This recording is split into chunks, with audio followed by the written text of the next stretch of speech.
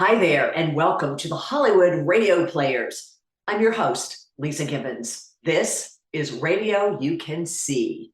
If you're wondering, well, just how can you see radio? Well, the Hollywood Radio Players, HRP, have shared their secrets with me, so I'm going to share them with you. HRP is a group of creatives who created a new way of using Zoom for the purpose of making radio you can see, so you can see it anywhere in the world from any screen. HRP are innovators, actors, directors, and editors who make all of this possible. They also use special effects, whether sound or visual, costumes of the era of each play, music, props, and they keep the integrity of these classic scripts from the golden age of radio. The HRP team is multi-talented. They alternate directing, creating effects, editing, and sometimes play multiple roles in the same show, using their skills with various accents and characters vastly different from themselves. Now, there's another valuable asset that this talented group has. They help others. Every month, the Hollywood Radio Players generously loan one of the first look radio plays from the Radio You Can See anthology series to the Motion Picture and Television Fund, MPTF.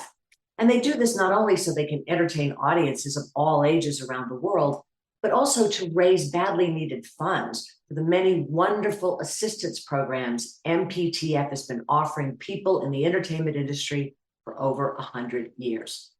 Now, you might be able to imagine that during the pandemic, these resources were really depleted. So a tax-deductible donation to MPTF of any amount would be greatly appreciated. And in just a moment, stand by. I'm going to let you know how you can do just that. And I hope you will be able to do that because the work of MPTF is incredible. It is so greatly needed. Our Radio You Can See episode this month is from the wildly popular comedy, The Bickersons, often referred to as the battling Bickersons due to their eternal bickering entwined with the love they had for each other. The recurring theme throughout the shows was John's symphonic snoring and Blanche's efforts to stop it. The show was created by Philip Rapp. It debuted as a short comedy sketch in 1946 on NBC Radio and quickly evolved into a radio sitcom, moved to CBS Radio the following year, where it lived until 1951, and starred film actor Don Amici as John Bickerson and big band singer and actress Frances Langford as Blanche Bickerson. Danny Thomas, who later reached early television fame on Make Room for Daddy, and who also founded St. Jude Children's Research Hospital, portrayed Blanche's shiftless brother, Amos. Pinky Lee, a popular comic at the time, who also reached early television fame as the host of the children's program The Pinky Lee Show, rounded out the cast of the Bickersons, playing multiple roles. Now, the Bickersons had many more iterations over the ensuing years, including 3 different television runs in various formats and several original comedy record albums released by Columbia Records. Amici and Langford even reprised their roles on Bing Crosby's TV show The Hollywood Palace in 1967. An interesting piece of trivia is that Don Amici and Orson Welles both came from the same hometown of Kenosha, Wisconsin. After both had well established themselves on radio, there came a certain night on October 30th, 1938, where Welles created headlines with his The War of the Worlds on CBS Radio, while Amici simultaneously hosted the Chase and Sanborn Hour on NBC Radio. Now, to top it all off, our The War of the Worlds recreation on the Hollywood Radio Players is very popular with our audiences and was also directed by the Bickersons director, Lee Purcell. Small world, right? The Hollywood Radio Players version of the Bickersons episode John's Operation stars the Hollywood Radio Players. It was directed by Lee Purcell, edited by Michael Carnegie, produced by Lee Purcell and Michael Carnegie in collaboration with the Motion Picture and Television Fund. And as I mentioned earlier, this is your chance. I hope you will consider making a tax-deductible donation of any amount. Just click below and we'll make sure that goes to good use. And don't forget to click like and subscribe. You can follow the Hollywood Radio Players on YouTube, Facebook, Instagram, and Twitter. Our website is hollywoodradioplayers.com. So now, grab your popcorn, get ready to laugh with the Bickersons. Enjoy.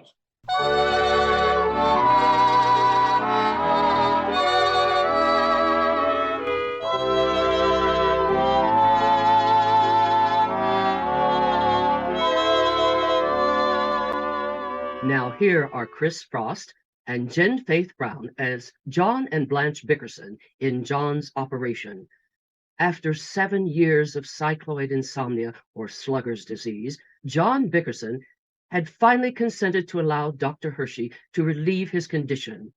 In room 113 at the General Hospital, Mrs. Bickerson watches anxiously as a surgical nurse ministers to poor John, who is suffering an attack the night before the operation.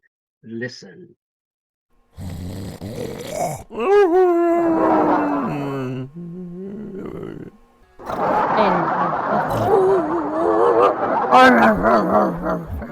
It's like being married to a steam shovel, nurse.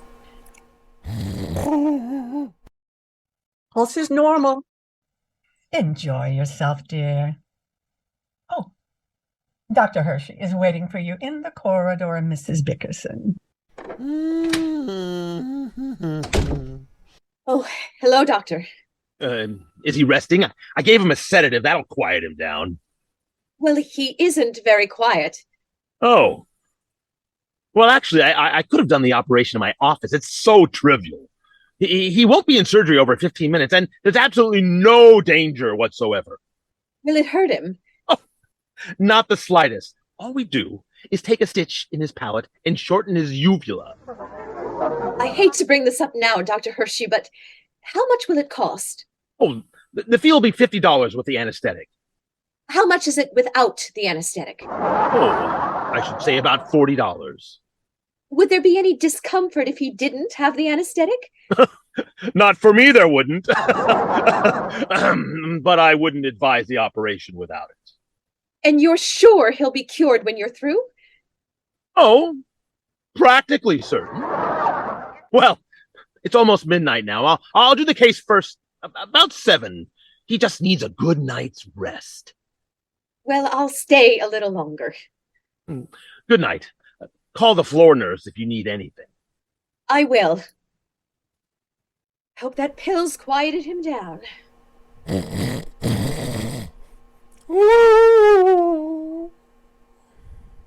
sure that's not doing him any good.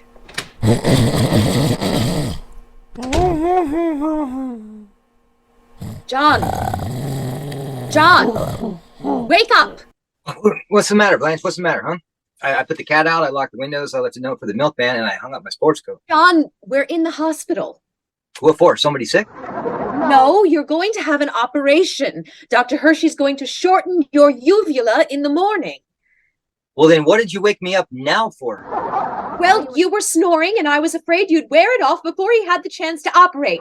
You've been snoring steadily for 3 hours. Don't you suppose I want to sleep too? You're not sleeping here, are you? Yes, I am. It costs another $5 to put another cot in the room, and I intend to use it. Where is my nightgown? I can't get one night's sleep, even in the hospital. I don't understand why you have to have an operation to cure your snoring. I didn't want it. You've been working on me for 7 years to do it. I'm beginning to think it was a waste of money. I could have used that $40. I'm still walking around in a short dress. What are you beeping about? Tomorrow I'll be walking around with a short uvula. Don't be so crabby. I'm not crabby, I'm sleepy. Why don't you stop fiddling with that mirror and put out the lights? Well, I have to get undressed, don't I? Well, take your dress off. Why are you plucking your eyebrows at this time of night? I'm not plucking my eyebrows. I'm taking off my false eyelashes. False eyelashes? I didn't know you had bald eyelids. My eyelids are not bald. It's just that my lashes are short and they don't bring out my eyes. Lots of women use false eyelashes. Well, throw them away. You don't need anything to bring out your eyes. Really? Really, I am satisfied with the way they bulge now. What kind of a remark is that? Oh, hurry up, Blanche, I'm groggy. Blanche, what on earth are you taking out of your hair? It's a rat. A what? A roll of false hair. I have to wear it for the new hairstyles. My own hair is too thin with a pompadour. Darn it. I can't get out of this dress. Ugh. Blanche, what are those things? Don't be silly. Haven't you ever seen shoulder pads before? I've never heard of such a thing. Your eyelashes are on the dresser, your hair is in the drawer, and your shoulders are on the chairs. Well, what about it? That's you all over, Blanche. No one can think of more ways to spend money. Are you ready for bed now? Yes, dear, I'm ready for bed. Almost. There are rats out here, Blanche. Now I'm ready for bed. Shall I crank yours up a little? No, put out the lights. Well, I wanted to glance at the paper first. You go to sleep.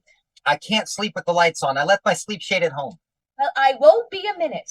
Oh, no one would believe this. In 6 hours, they're going to carve me to pieces. I'm supposed to rest, and here I'm talking about your rat hair. You mumbling. Mumbling. There's certainly a lot of activity in Washington. What's all this tax reduction talk? Listen to what's going on with the taxes. Blanche, I read the paper, every word of it. Read Don't it to be yourself. so disagreeable. Dr. Hershey told me to keep you occupied, so you wouldn't think about the operation. All I'm thinking about is sleep. Well, that's a good point. You mustn't get nervous. No, I see the stock market is going up. that's fine. We have some stock, haven't we? Didn't you get some stock last year? 10 shares. Kentucky Saltpeter Mines. Preferred stock. My brother got you in on the ground floor, didn't he? Where is it now? In the ground. I can't even find it listed on the stock page. Look in the help wanted column. Are you getting relaxed, dear? No! Now I'm starting to get nervous. Well, I'm worried about you, John. If anything happened to you on the operating table, it would be all my fault. So, do you know what I think? We'll sneak out, huh? No, I think you should make out a will. Make out a will? I thought you were worried about me. Well, you don't want me at the mercies of those grasping relatives of yours, do you? The minute you drop dead... Don't talk like that. Can't you say pass on or something like that? Well, you always say drop dead. That's only when I'm talking to your brother. You could be a little more delicate when you're discussing wills. Why? Because you make it sound like I'm going to go any minute. Well, they don't give you 2 weeks' notice, you know. Every man should make out a will. Okay, I'll make it out tomorrow. You say it, but you won't do it, so get up and do it right now. What? Go on, get up and make out a will. Why, you're out of your mind. In the first place, a will isn't legal unless you have 2 witnesses. And in second place, I haven't got anything to leave in the first place. Nobody is going to take anything, and I don't need a will. You're the most stubborn man that ever lived, John. Why? Why am I stubborn? It's the hardest thing in the world to make you admit I'm right when you know I'm wrong. There's a woman's logic for you. Suppose I do make out a will, and nobody can touch anything besides you. Okay, so now you know you've got all my worldly goods. First thing you know, you'll get over your grief and marry a guy without a dollar to his name, like that broken down snore specialist, Dr. Hershey. I'm not going to marry anybody. He'll give up his practice and take you for every penny, my hard-earned money. He'll drive around my brand new car, drink my bourbon, loaf around like a French, never do a day's work. Why don't you make the bum get a job, Blanche? Enough screaming like that. Hush up and go to sleep. Shush, go to sleep, she tells me. I'm a nervous wreck. She practically talks me into a funeral, marries a doctor behind my back. Now she tells me to go to sleep. I'll never sleep another wink as long as I...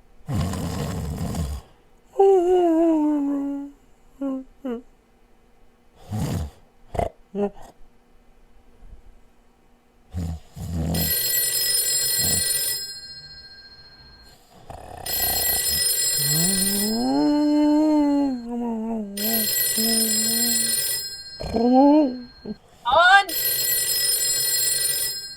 the telephone. The telephone. Answer it. Oh! Who the dickens is calling? Who moved the phone, Blanche? What to get up for? It's right on the night table by your bed. Oh, I thought I was at home. Hello? Mrs. Reams, this is the maternity nurse. You can get ready now. I'm bringing your baby in for his 1 o'clock feeding. What? Blanche, how long have I been here? Isn't this 4:13? I don't know what this is, but I'm not feeding any babies.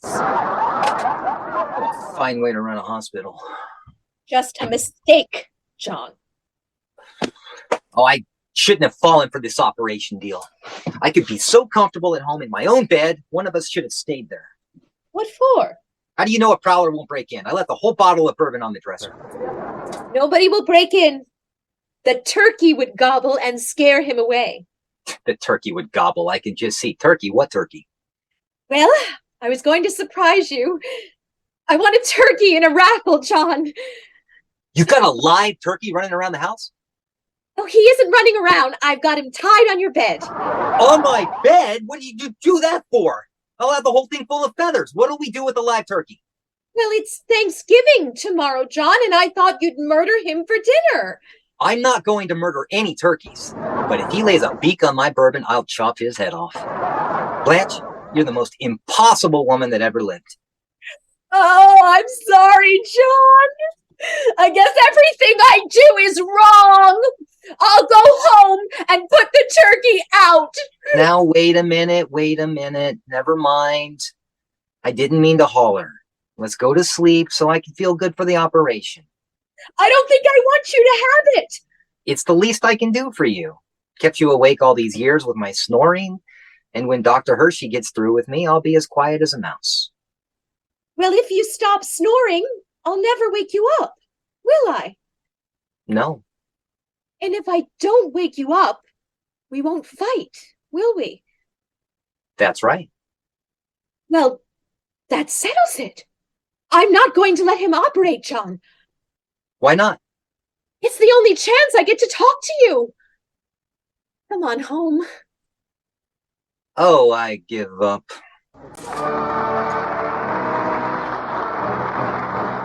And so ends another chapter in the lives of Blanche and John Bickerson, as John goes home with Blanche to snore another day, night, and Blanche continues to suffer the effects.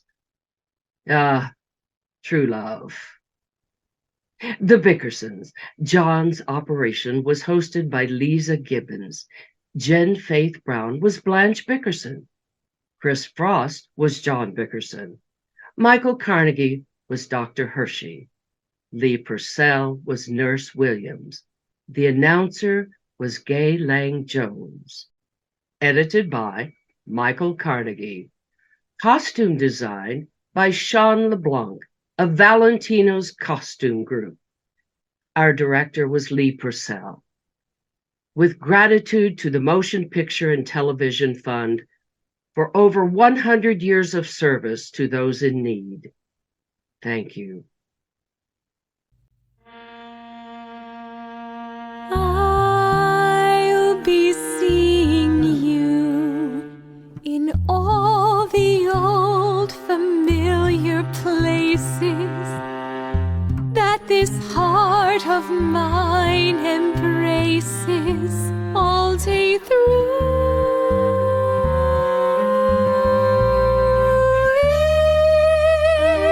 In that small cafe, the park across the way, the children's carousel, the chestnut trees, wishing well. I'll be looking at the moon, but I'll be